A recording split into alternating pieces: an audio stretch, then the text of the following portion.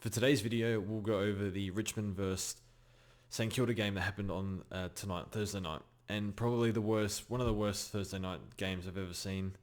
Just St Kilda were pretty hopeless in just about everything. In the first half, they were okay in the middle, but after that, Paul Hunter just was a statue.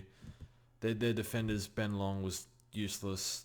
Webster was injured as always, and Mackenzie he was best on ground for Richmond in the first half. So the good thing about that is it might mean that Highmore has a chance to come in. Like he can't possibly do worse than these medium defenders. There's no way.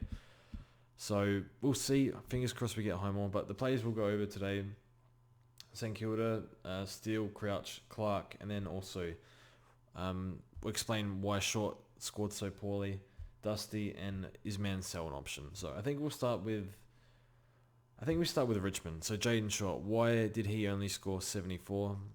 Looking at the numbers, eight.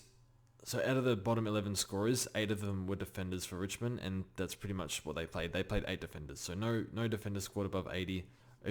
I remember Max King in the first quarter. King was everywhere, playing really well. I didn't see him after the first quarter because the ball just wasn't down there. So I wouldn't be too worried on Short. There was no kick-ins either. I think a few of the kick-ins that happened, Hooley took because Short was on the bench.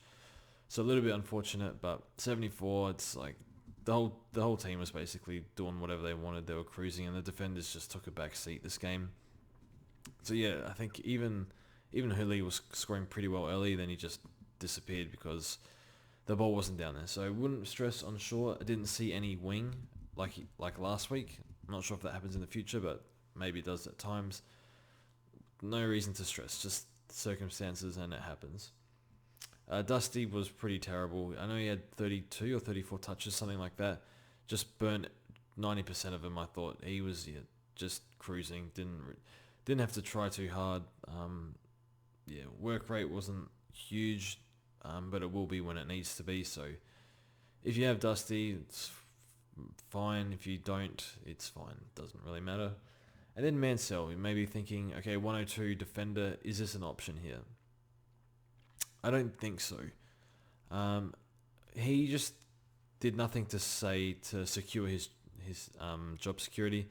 He played okay, and again, defenders didn't really score well. I think they can play him, but I do wonder, if they start playing better teams, which they are coming up, can they afford to have him? So, look, he did some nice things with the ball, mostly off halfback and around the wing area. The disposal was okay, just like not a big impact, but just did okay. So I think he'll play next week. I wonder what happens when Vlossen comes back in. But the problem is, has he done enough to secure a spot in the team? Probably not. But I can see him getting a few more games. It's just I'm not sure how long, and scoring power doesn't seem super strong, but has a decent role for it.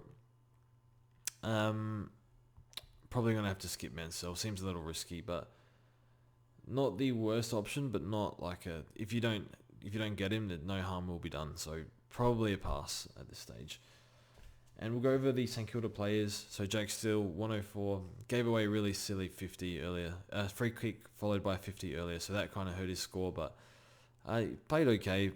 Work rate was really good, gets from contest to contest pretty quick, something I noticed tonight.